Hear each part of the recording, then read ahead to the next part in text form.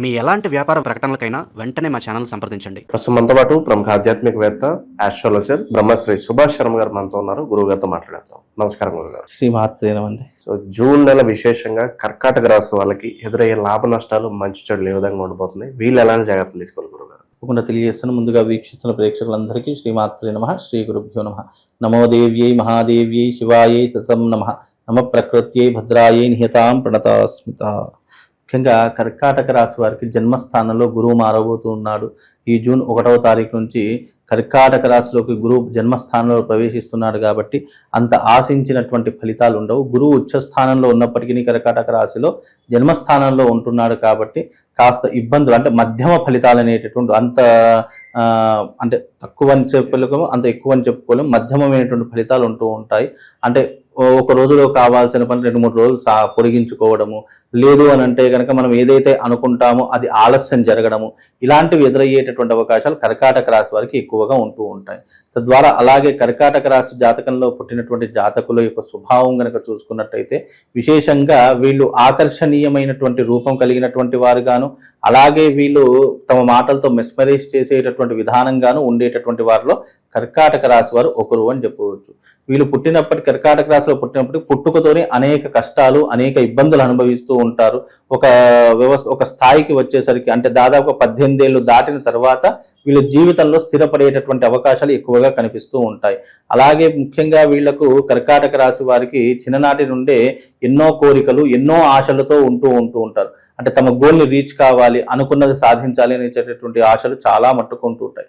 ముఖ్యంగా వీళ్ళకి అన్ని రకాలుగా బాగుంటుంది, కానీ ఫ్యామిలీ విషయం కానీ, సంతాన విషయం కానీ, ఈ రెండిట్లో కాస్త ఇబ్బందులు ఎదురయ్యేటటువంటి అవకాశాలు ఉంటాయి.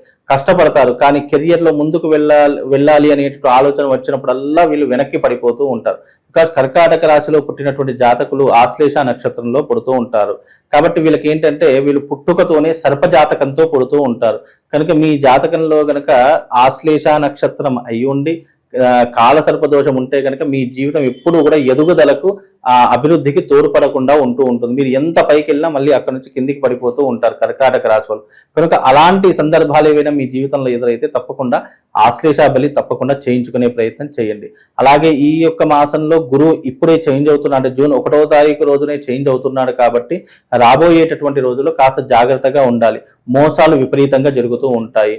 నమ్మిన వాళ్ళే మోసం చేసేటటువంటి పరిస్థితులు ఉంటాయి. నమ్మి ఎవరికి పడితే వాళ్ళకి అస్సలు డబ్బులు ఇవ్వకూడదు. ఆర్థిక పరమైనటువంటి అంశాల్లో కూడా కాస్త జాగ్రత్తగా ఉండే ప్రయత్నం చేసుకుంటే అన్ని రకాలుగా బాగుంటూ ఉంటుంది. ముఖ్యంగా వీళ్ళు దైవిక ఆరాధన చేసుకోవడం, ముఖ్యంగా కుక్కీ సుబ్రహ్మణ్య స్వామి వారి యొక్క దేవాలయానికి వెళ్ళడం కానీ, లేదా నాగదేవత ఆలయాలు ఎక్కడైతే ఉన్నాయో అక్కడికి వెళ్ళి దర్శనం చేసుకోవడం కానీ వీళ్ళకు చాలా మటుకు ఉపయోగపడుతూ ఉంటుంది. అలాగే వీళ్ళకు రక్షణ కవచంగా నాగబంధనం గనక వీళ్ళు చేసుకున్నట్టయితే తప్పకుండా వీళ్ళకు శుభం లాభంతో పాటు అదృష్ట యోగం కూడా కలుగుతుంది. విదేశీ ప్రయత్నాల్లో కూడా సఫలీకృతమవుతూ ఉంటారు. తప్పకుండా వీళ్ళు ఏదో ఒక రంగంలో తప్పకుండా విజయం సాధించేటటువంటి పరిస్థితులు ఏర్పడతాయి. బికాజ్ వీళ్ళ జాతకంలో పుణ్య ఫలితం ఉంటే ఆ స్థానాన్ని చేరుకుంటారు. పాపకర్మలు ఉంటే కనుక ఎంత కష్టపడ్డా జీవితంలో పైకి ఎదగలేరు. ముఖ్యంగా వీళ్ళు కర్కాటక రాశి వాళ్ళు తమ జీవిత కాలంలో బాధపడేది ఏంటి అంటే కనుక ముఖ్యంగా వైవాహిక జీవితంలో భార్యాభర్తల యొక్క విషయంలో ఇబ్బందులు పడుతూ ఉంటారు. ముఖ్యంగా ఫైనాన్షియల్ విషయంలో ఇబ్బందులు పడతారు, సంతాన విషయంలో ఇబ్బందులు పడతారు. ఈ 3 విషయాల్లో తప్పకుండా వీళ్ళకు ఎదురు దెబ్బలు తగిలేటటువంటి అవకాశాలు ఏర్పడతాయండి. ప్రస్తుత కాలంలో స్థిరాస్తులు, చరాస్తులు పరిస్థితి ఏంటి గురుగారు? ముఖ్యంగా ఈ కర్కాటక రాశి వారికి ఇప్పుడు ఆస్తులు కొనుగోలు చేసేటటువంటి పరిస్థితులు అయితే లేవు. ఉన్న అప్పులు కావచ్చు, లేదు అని అంటే కనుక ఫైనాన్షియల్ ఇబ్బందులు కావచ్చు, వాటన్నిటిని కూడా సరిదిద్దుకోవడానికే ఈ మాసం చాలా ఉపయోగపడుతూ ఉంటుంది. కనుక ఈ మాసంలో మీకున్నటువంటి క్రెడిట్స్ కావచ్చు, మీకున్నటువంటి అప్పుల బాధ, లేదంటే ఫైనాన్షియల్ ఇష్యూస్ కావచ్చు, వాటన్నిటినీ కూడా సరిదిద్దుకునేటటువంటి ఒక అద్భుతమైనటువంటి మాసం ఈ మాసం. దీన్ని ఈ రకంగా వినియోగించుకోండి. ఎందుకంటే ఇప్పుడు ఆస్తుల జోలికి వెళ్ళారు, ఏదైనా కొందాం అనుకుంటే మళ్ళీ అప్పు చేసేటటువంటి పరిస్థితులు ఏర్పడతాయి. కనుక అప్పు చేయకుండా అప్పుకి దూరంగా ఉండే ప్రయత్నం కర్కాటక రాశి వాళ్ళు చేస్తే కొంతవరకు తమ కోరికలు కానీ, తమ ఆలోచనలు కానీ, తమ ఐఫై జీవితాన్ని కానీ కాస్త తగ్గించుకునే ప్రయత్నం చేస్తే అన్ని రకాలుగా బాగుంటుందండి. ప్రస్తుతం వీళ్ళకి మరి పరిహారాల పరంగా ఏం చెప్తారు గురుగారు? ముఖ్యంగా వీళ్ళు ఆ కర్కాటక రాశి వారు ఆశ్లేష బలి పూజా విధానాన్ని చేసుకోవాలి. అలాగే ఈ యొక్క పౌర్ణమి రోజు, అధిక మాసంలో వచ్చే పౌర్ణమి రోజున రాజశ్యామల సహిత భగలాముఖి తంత్రయాగం నిర్వహించడం జరుగుతుంది. వీలైతే ఆ యాగంలో పాల్గొంటే కొంతవరకు వీళ్ళ జీవితం ఉపశమనం అయ్యేటటువంటి అవకాశం ఉంటుంది.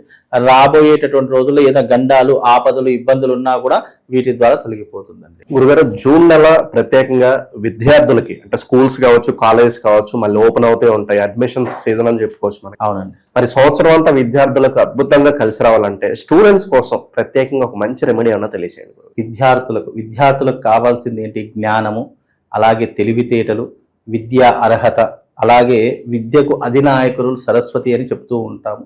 అయితే ముఖ్యంగా ఈ సంవత్సరం విద్యా సంస్థలకు చాలా తీరనటువంటి నష్టం ఏర్పడుతూ ఉంటుంది. కాబట్టి విద్యా సంస్థలు చేసుకోవాల్సినటువంటిది ఏంటంటే, ఎవరి విద్యా సంస్థలు అయితే ఉన్నాయో ఆ విద్యా సంస్థలో ఉన్న ప్రతి ఒక్కరూ తమ విద్యా సంస్థలో రాజశ్యామల యాగం చేయించుకోవాలి. రాజశ్యామల యాగం అనేటటువంటిది ఎంత గొప్పనైనటువంటిది అంటే, ఆ తల్లిని ఆశ్రయించిన, ఆ తల్లిని నమ్మిన మనకిచ్చేటటువంటి జ్ఞానాలు ఏంటి అంటే గనక చదువు, జ్ఞాపక శక్తి, అలాగే మంచి అర్హత, అలాగే మంచి జ్ఞానాన్ని ఇచ్చేటటువంటి తల్లిగా విరాజిల్లుతుంది. మీరు ఎప్పుడైనా గమనించండి, ముక్కోటి దేవతల్లో అమ్మవార్లకు ఇద్దరికే వీణలు ఉంటాయి. ఒకటి సరస్వతి అమ్మవారి చేతిలో ఒక వీణ ఉంటుంది, రెండవది రాజశ్యామల అమ్మవారి చేతిలో వీణ ఉంటుంది. అంటే సరస్వతీదేవి అమ్మవారికి మరొక అవతారమే రాజశ్యామలాదేవి. ఈ తల్లి మంత్రినిగా పనిచేసేటటువంటి తల్లి.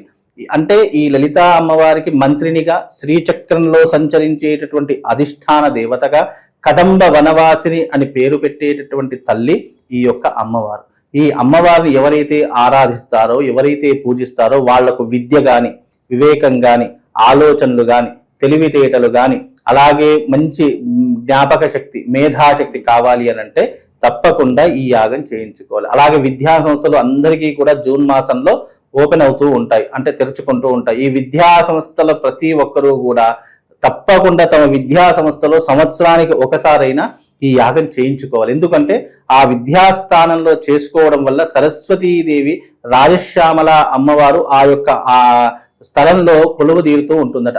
ఎక్కడైతే ప్రతి ఒక్క ఏడాది ఈ యొక్క యాగం చేస్తారో విద్యా సంస్థలు ముఖ్యంగా, అక్కడ చదువుల తల్లి విరాజిల్లుతూ ఉంటుంది. అంటే ఆ యొక్క సంస్థకు కావచ్చు, ఆ యొక్క స్కూళ్ళకు కావచ్చు, కాలేజెస్కు కావచ్చు, విపరీతమైనటువంటి పేరు ప్రఖ్యాతలు తీసుకొచ్చి పెడుతూ ఉంటుంది. అంటే ఈ అమ్మవారిని విజయ దేవత అని కూడా పిలుస్తారు. అంటే విజయానికి ప్రతీకగా కూడా ఈ తల్లిని పిలుస్తారు. కాబట్టి విద్యా సంస్థలు ఎవరైనా సరే మీరు ప్రతి ఏడాది, ఎందుకంటే ప్రతి ఏడాది కొత్త అడ్మిషన్స్ కావాలి, అలాగే వాళ్ళ వ్యాపారం చాలా అద్భుతంగా నడవాలి. విద్యా సంస్థలు అంటే వ్యాపారాలు అయిపోయాయి కాబట్టి వాళ్ళ యొక్క వ్యాపారాలు నడవాలి అని అంటే గనక విద్యార్థులు ఆకర్షితులు అవ్వాలి. అంటే చాలా మంది ఇప్పుడు విద్యా సంస్థలో చేర్పించే తల్లిదండ్రులు ఏం చేస్తారంటే 100 స్కూళ్ళు చూస్తారు, లేదా 100 కాలేజెస్ చూస్తారు, కానీ ఒకటే కాలేజీలో వెయ్యాలి, ఒకటే స్కూల్లో వెయ్యాలి. మరి ఆ ఒక్క స్కూల్కి ఎందుకు అంత ప్రాధాన్యత వస్తుంది అని అంటే కనుక ఆకర్షణ శక్తి. కాబట్టి విద్యా సంస్థలకు ఆకర్షణ శక్తి కావాలంటే తప్పకుండా రాజశ్యామల తంత్రయాగం చేయించుకోవడం వల్ల ఆ యొక్క సంస్థలకు విశేషమైనటువంటి ప్రజాదరణ కలుగుతూ ఉంటుంది. అందుకే గతంలో కేసీఆర్ గారు కూడా రాజశ్యామల యాగం చేయించారు ఆకర్షణ శక్తి గురించి. అలాంటి ఆకర్షణ శక్తి నైపుణ్యాన్ని ఇచ్చేటటువంటి తల్లే రాజశ్యామల అమ్మవారు. కాబట్టి విద్యకు అధినాయకులు కూడా అమ్మవారే అవుతుంది. కాబట్టి ఈ యొక్క యాగం చేయించుకుంటే విశేషమైనటువంటి పుణ్య ఫలితం కలగడంతో పాటు మీరు అన్నట్టుగా ఆ విద్యా సంస్థలు మంచి పేరు ప్రఖ్యాతలను గడిస్తూ ఉంటాయి, మంచి అందుబాటులో ఉండేటటువంటి పరిస్థితులు ఏర్పరచుకుంటాయి, గొప్ప స్థాయికి వెళ్ళేటటువంటి అవకాశం కూడా ఆ విద్యా సంస్థలకు ఏర్పడుతుంది. ఆ విద్యా సంస్థలో చదువుకున్న విద్యార్థులకు కూడా మంచి సత్ప్రయోజనాలు కలుగుతాయి. అక్కడికి అడుగు పెట్టగానే మానసిక స్థితి కావచ్చు, మానసిక ప్రశాంతత కావచ్చు, అన్నీ కూడా సమపాలనలో ఉండేటటువంటి అద్భుతమైనటువంటి రెమెడీ ఈ యొక్క రెమెడీ.